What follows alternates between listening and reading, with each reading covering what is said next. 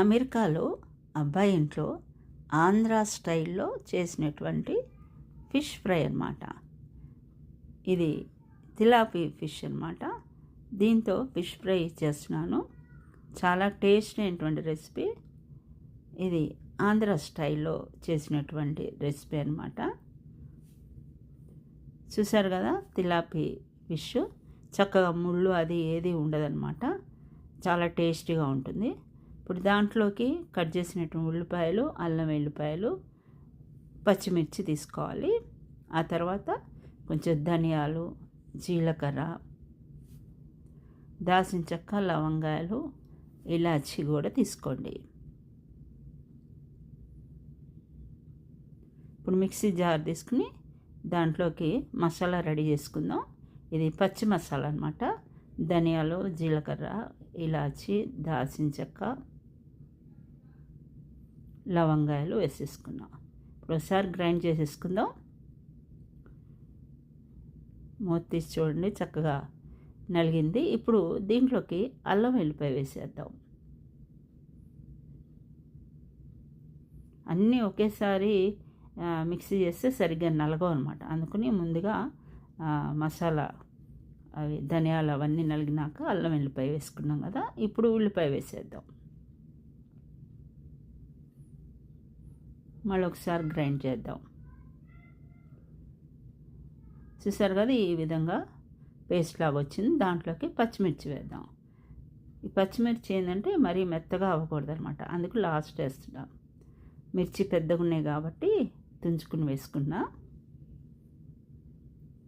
చూసారు కదా, రెడీ అయిపోయింది పచ్చి మసాలా. ఇప్పుడు ఇదంతా కూడా ఒక గిన్నెలో తీసేసుకుందాం.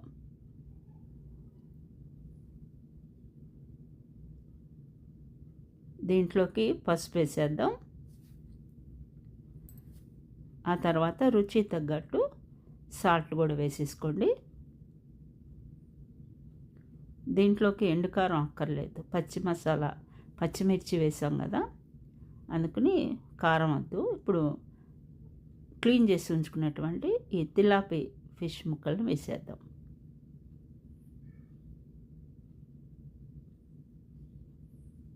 ఇప్పుడు ముక్కలకి బాగా పట్టేట్టు బాగా ఈ విధంగా కలుపుకోండి.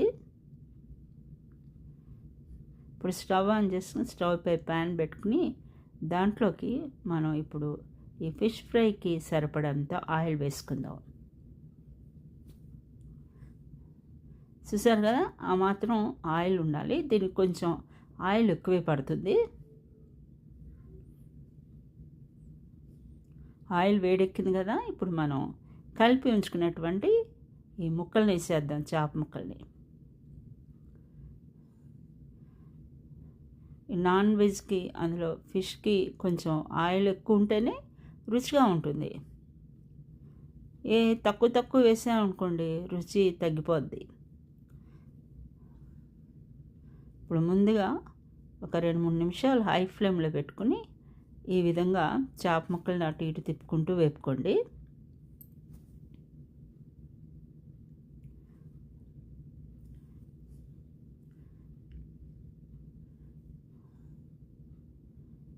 ఒకసారి మూత తీసి చూద్దాం.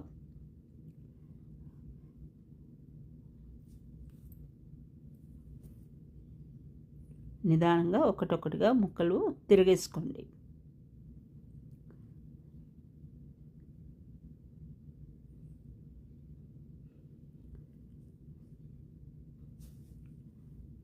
చక్కగా ముక్కలు కలర్ కూడా వస్తున్నాయి లైట్గా.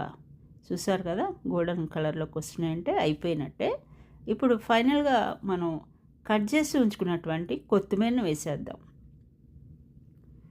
అసలు ఎంత బాగుంటుందో తెలుసా అండి కర్రీ. ఇంకా ఆంధ్ర వాళ్ళకే తెలుసు ఇలా చేసుకోవడం.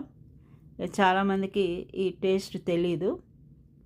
కాబట్టి మీకు ఇప్పుడు చూసారు కదా వీడియో, మీకు నచ్చినట్లయితే ఒకసారి ట్రై చేయండి. టేస్ట్ ఎలా వచ్చిందో కామెంట్ బాక్స్లో మర్చిపోకుండా తెలియపరచండి. చాలా టేస్టీ రెసిపీ. వీలైతే ఒక లైక్ ఇవ్వండి. ఈ వీడియోని షేర్ చేయండి. మీ ఫ్రెండ్స్కి కానీ ఉంటారు కదా, తెలిసిన వాళ్ళకి షేర్ చేయండి. తెలియని వాళ్ళందరికీ కూడా ఇలా చేసుకోవచ్చు అని.